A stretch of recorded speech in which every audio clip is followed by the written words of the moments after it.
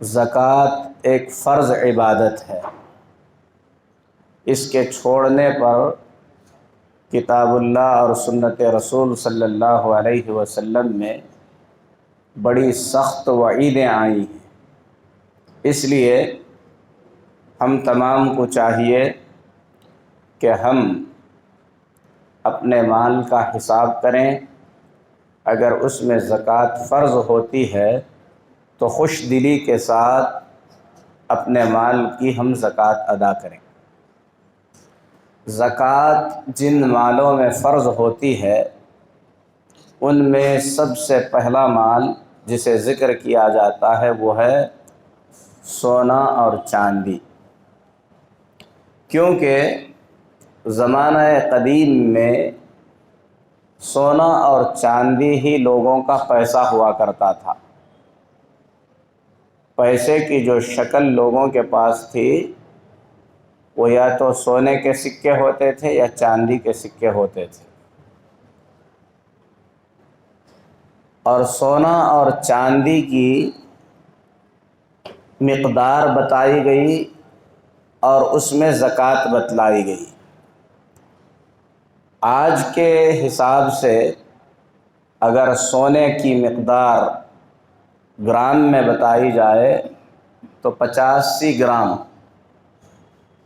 80 पर 5 ग्राम सोना अगर किसी के पास है, चाहे वो ज़ेवर की शक्ल में हो या कोई उसे बिस्किट की शक्ल में रखा हो, उस पर ज़कात फ़र्ज़ हो जाती है। और चांदी 590 पर 5 ग्राम यानी तकरीबन 600 ग्राम चांदी अगर किसी के पास है तो उसमें ज़कात है। या इसके बराबर अगर किसी के पास पैसा है, रुपया पैसा नोट की शक्ल में, जो कि उस दौर में नहीं था, और आज की जो करेंसी है ये सोने और चांदी के बराबर समझी जाती है।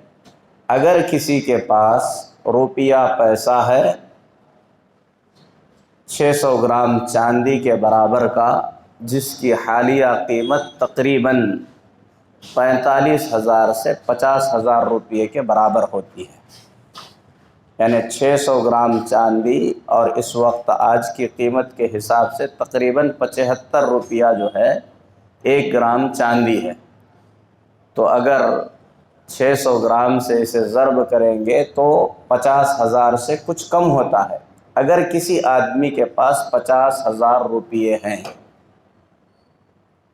किसी भी तरीक़े से वो रखे हुए हों, गुल्लक में रखे हुए भी हैं उस पर भी ज़कात है, बैंक में रखे हुए हैं उस पर भी ज़कात है, औरतें जो जमा करके रखती हैं बचा कुचा उस पर भी ज़कात है। किसी भी मकसद से रखा गया हो, अगर कोई आदमी उसे इस मकसद से रखा है कि उसको बाद में सदका व खैरात करेगा तो भी ज़कात है। जो भी माल जमा किया गया, शादी के लिए जमा किए हों, बुरे हालात में काम आने के लिए जमा किए हों, या ऐसे ही आपने छोड़ कर रखा है, अगर उस माल पर 1 साल गुज़रता है तो ज़कात फ़र्ज़ हो जाती है। और सोना 85 ग्राम यानी 8.5 तोले तकरीबन सोना अगर किसी के पास है और उस पर साल गुज़र गया तो उस पर ज़कात फ़र्ज़ हो जाएगी। ज़कात किस तरीक़े से अदा करेंगे? जितना माल हमारे पास है उस माल को हम 40 से तकसीम करेंगे। 2.5%, 2.5% जो है माल की ज़कात है। आसान तरीक़ा यह है कि अगर किसी के पास 50,000 रुपये हैं तो 50,000 को आप डिवाइड करेंगे किससे? 40 से। उसका जो नतीजा आता है वही आपको ज़कात देनी है। अगर 1 लाख रुपया है 2,500, 10 लाख रुपये हैं 25,000, इस तरीक़े से जो है इस माल की ज़कात अदा होगी। तो सोना, चांदी और रुपये पैसे के लिए ये निसाब है। इसी तरीक़े से तिजारत के लिए रखा गया माल, تجارت کے لیے رکھا گیا مال، اس سے مراد کیا ہے؟ کوئی بھی مال آپ نے رکھا اس مقصد سے کہ اس کو بیچیں گے، اس سے جو پیسہ آئے گا اسے ہم استعمال کریں گے، تو ہر مال میں زکوٰۃ ہو جائے گی۔ ورنہ سونا چاندی کے علاوہ اگر کسی آدمی کے پاس دوسری قیمتی چیز پڑی ہوئی ہے، گھر ہے، ہیرا ہے، موتیاں ہیں، اس میں زکوٰۃ نہیں ہے۔ اگر استعمال کے لیے آدمی رکھتا ہے، گھوڑے ہیں، قیمتی جانور ہیں، ان میں زکوٰۃ نہیں ہے۔ لیکن اگر کسی بھی مال کو آدمی اس نیت سے رکھتا ہے کہ اس کو بیچا جائے گا اور اس کی قیمت ہم بعد میں استعمال کر لیں گے، زمین ہے، زمین پہ زکوٰۃ ہو جائے گی۔ ورنہ ایسے ہی آپ زمین رکھیں کھیتی باڑی کرنے کے لیے، گھر بنانے کے لیے، دکان بنانے کے لیے، اس میں زکوٰۃ نہیں ہے۔ لیکن آپ نے زمین کا کوئی ٹکڑا خرید لیا یہ سوچ کر کے جب قیمت آئے گی بیچ دیں گے تو اس پر زکوٰۃ فرض ہو جائے گی۔ کپڑے ہیں، کپڑوں پہ زکوٰۃ نہیں ہے، لیکن اگر آپ کپڑے اس مقصد سے لاتے ہیں کہ اس کو بیچیں گے، اس کی تجارت کریں گے، اس میں زکوٰۃ ہے۔ تو تجارت کی غرض سے، بیچنے اور اس سے فائدہ حاصل کرنے کی غرض سے جو بھی مال رکھا جائے، چاہے وہ مال کچھ بھی ہو، لوہا ہو، سونا ہو، چاندی ہو، پتھر ہو، کوئی بھی چیز ہو، اس مال کے اوپر سال گزر جانے کے بعد اس میں 2.5% آپ کو زکوٰۃ دینی ہے۔ تو دکانوں کی زکوٰۃ اگر تجارت ہے تو وہ اسی طریقے سے ہے۔ کسی بھی طریقے کا دکان کو آپ نے سجایا، ڈیکور کرایا، اس کے لیے آپ نے کرسیاں رکھیں، ٹیبل رکھے، اس کے لیے آپ نے الماریاں بنائی، ان سب چیزوں پہ زکوٰۃ نہیں ہے۔ لیکن بیچنے کا جو مال دکان میں رکھا ہوا ہے، چاہے وہ دوائیاں ہوں، عطر ہو، پانی ہو، کھانے پینے کی چیزیں ہوں، وہ سب کے سب آپ کی کرنسی کے حساب سے اس میں سے آپ کو زکوٰۃ دینی ہوگی۔ تو یہ ہے خریدنے اور بیچنے کے مال کے بارے میں۔ تیسری چیز زکوٰۃ کے سلسلے میں ہے زمین سے نکلنے والے غلے کی زکوٰۃ۔ اگر کسی کے پاس کھیتی باڑی ہے، کھیتی باڑی وہ کرتا ہے، تو کھیتی باڑی میں ایک اصول ہے کہ اگر ہم کچھ ایسا اگاتے ہیں جسے ہم سکھا کر رکھیں گے اور اسے تولا جاتا ہے تو اس میں زکوٰۃ ہے۔ گیہوں ہے، چاول ہے، اناج ہے، باجرہ ہے، ان سب میں زکوٰۃ ہے۔ لیکن جو چیزیں سنبھال کر نہیں رکھی جاتی ان چیزوں میں زکوٰۃ نہیں ہے۔ ترکاری آپ کتنی بھی اگائیں اس میں زکوٰۃ نہیں ہے۔ ٹماٹر ہے، پھل فروٹ ہیں، اس میں زکوٰۃ نہیں ہے۔ لیکن اگر آپ ان چیزوں کو اگا کر بیچتے ہیں اور اس سے فائدہ اٹھاتے ہیں تو ایسی صورت میں وہ تجارت کے مال کے حساب سے ہوگا، اور تجارت کے مال کے حساب سے اس میں 2.5% آپ کو زکوٰۃ دینی ہوگی۔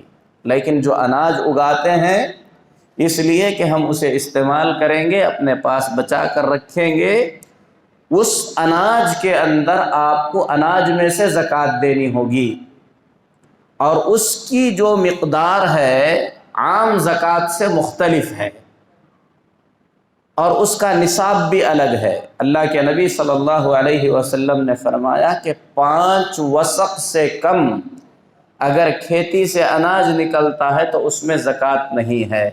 اور 5 وسق جو ہے، ایک وسق 60 صاع کا ہے، اور ایک صاع تقریباً 3 کلوگرام چاول کے برابر ہوتا ہے۔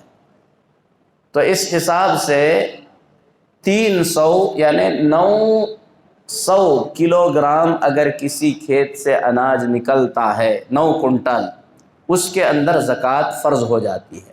اور زکوٰۃ کیسے دینا ہے آپ کو؟ اگر آپ آسمان سے آنے والے پانی سے کھیتی کرتے ہیں تو ایسی صورت میں آپ کو اس میں 10% زکوٰۃ دینا ہے، 1 کنٹال میں سے 10 کلو آپ کو زکوٰۃ پر نکالنا ہے۔ سونے چاندی میں کتنا ہے؟ 2.5%، لیکن زمین سے نکلنے والے غلے میں 10%، 10%۔ اگر ہم اپنی محنت سے پانی دیتے ہیں، کنواں ہے، بور ہے، اس سے ہم پانی دیتے ہیں، تو ایسی صورت میں اس میں 5% زکوٰۃ دینا ہے۔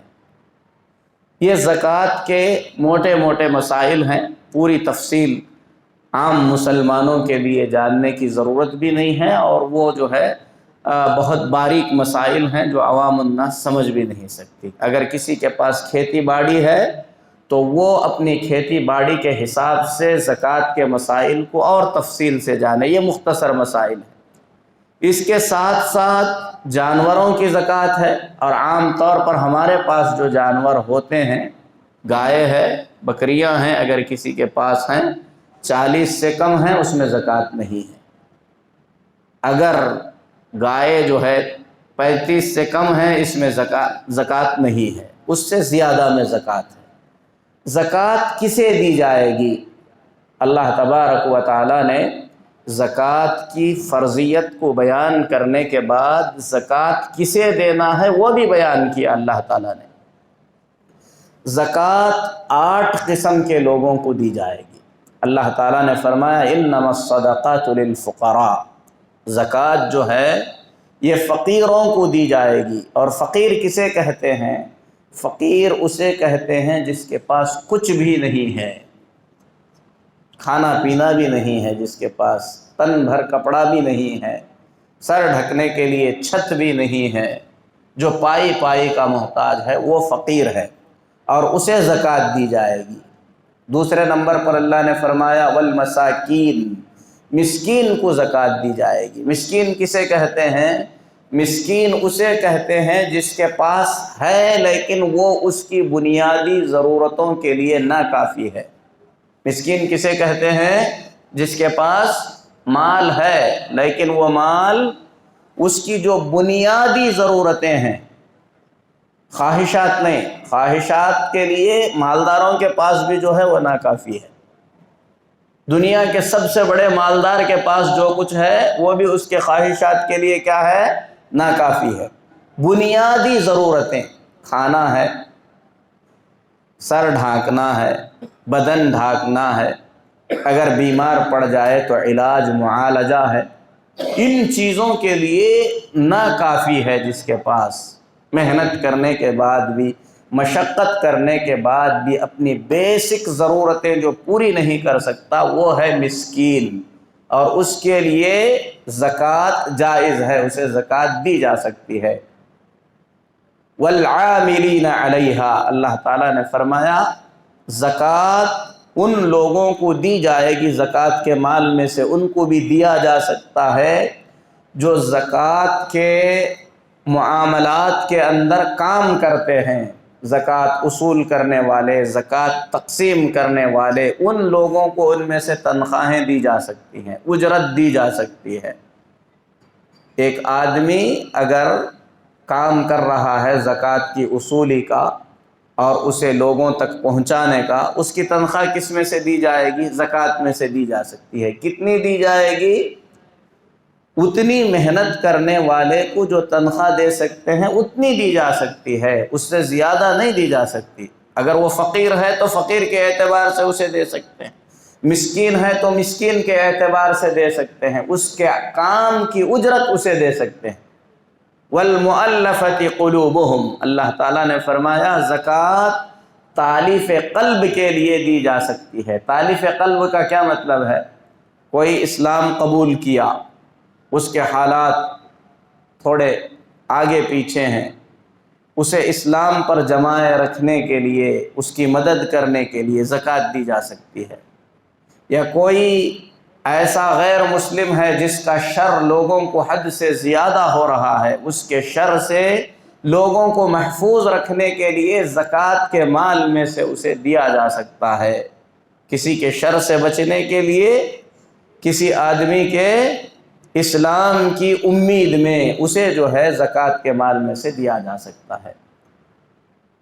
انما الصدقات للفقراء والمساکین والعاملین علیہا والمؤلفۃ قلوبہم وفی الرقاب، اللہ نے فرمایا گردنوں کو آزاد کرنے میں، پچھلے زمانے میں لوگ غلام ہوتے تھے، جنگیں ہوتی تھیں تو جنگوں کے جو قیدی ہیں انہیں بانٹ دیا جاتا تھا، بیچ دیا جاتا تھا، وہ غلام ہوتے تھے، ان کو آزاد کرنے کے لیے زکوٰۃ کے مال میں سے انہیں دیا جا سکتا ہے۔ علماء نے اس کی تفصیل بیان فرمائی، اب وہ دور نہیں ہے۔ تو یہاں پر اہل علم نے کہا کہ اس پر قیاس کرتے ہوئے کسی ایسے مظلوم قیدی کو جو کسی قید خانے میں ہے، اگر اسے چھڑانے کے لیے زکوٰۃ کا مال دینا پڑے تو زکوٰۃ کا مال دیا جا سکتا ہے۔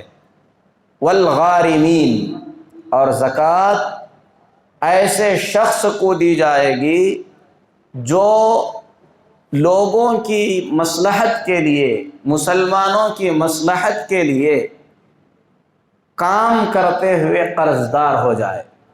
کوئی ایسا شخص ہے جو لوگوں میں صلح کراتا تھا، لوگوں کے مسائل حل کرتا تھا، ایسا کرتے ہوئے کبھی اسے اپنے اوپر کسی کا قرض لینا پڑا، دو لوگ آپس میں لڑ رہے تھے، خون بہنے کا موقع تھا، مال کا مسئلہ تھا، ایک آدمی نے مداخلت کر کے کہا کہ ٹھیک ہے اس مال کی ذمہ داری میں لیتا ہوں، معاملے کو یہیں پر نپٹا دو۔ معاملہ نپٹا دیا گیا۔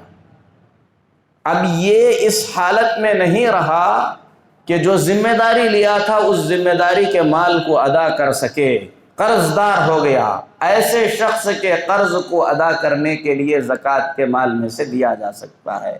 اصل غارم اس کو کہتے ہیں جو منفعت عام کے لیے خود کو ایسی حالت میں لائے کہ اس پر جو ہے قرض کا بوجھ پڑ جائے۔ اس کے علاوہ اگر کوئی شخص اپنی ذاتی مصلحتوں کے لیے بھی قرض لیتا ہے اور وہ فقیر اور مسکین کے زمرے میں آتا ہے تو اسے زکوٰۃ کے مال میں سے دیا جا سکتا ہے۔ وفی سبیل اللہ، 7ویں نمبر پر اللہ کے راستے میں۔ اللہ کے راستے میں یہ عام ہے اور یہاں پر مراد جہاد فی سبیل اللہ ہے۔ اللہ کے راستے میں جہاد کرنے کے لیے زکوٰۃ کا مال دیا جا سکتا ہے، لیکن اہل علم نے اسے عام بیان کیا کہ اللہ کے راہ میں سے مراد علم حاصل کرنے میں بھی زکوٰۃ کا مال دیا جا سکتا ہے، یہ کچھ اہل علم کا کہنا ہے۔ اس کے بعد اللہ نے فرمایا وابن السبیل، اور زکوٰۃ کا مال مسافر کو دیا جا سکتا ہے۔ مسافر کے کتاب اللہ اور سنت رسول صلی اللہ علیہ وسلم میں بڑے حقوق آئے ہیں اور ان حقوق کو تقریباً بھلا دیا گیا ہے، اور مسافر کو ابن السبیل کہا گیا ہے، راستے کا بیٹا۔ ہو سکتا ہے وہ اپنی بستی میں بہت بڑا رئیس ہو، لیکن سفر کی وجہ سے اس کی حالت کسی فقیر سے بدتر ہو چکی ہو، اور ایسی ترقی یافتہ دور میں بھی کبھی کبھی ایسے حالات دیکھنے کو ملتے ہیں۔ کوئی سفر پر چلا گیا، موبائل بھی چلا گیا، پیسے بھی چلے گئے، اپنے پاس وہ بہت کچھ ہے، لیکن حالت کسی جگہ پر پھنس جانے کے بعد اس کی فقیر سے بدتر ہو جاتی ہے، تو ایسی صورت میں زکوٰۃ کا مال اس کے لیے جائز ہو جاتا ہے، اسے زکوٰۃ دی جا سکتی ہے۔ تو ان 8 قسم کے افراد کے علاوہ اگر زکوٰۃ کا مال کسی 9ویں قسم کے شخص کو دیا جائے تو وہ زکوٰۃ ادا نہیں ہوگی۔ تو زکوٰۃ مقررہ مال میں سے اللہ کی جانب سے مقرر کیا گیا فرض حصہ ہے جو خاص قسم کے لوگوں کو زکوٰۃ کی نیت سے دیا جائے گا۔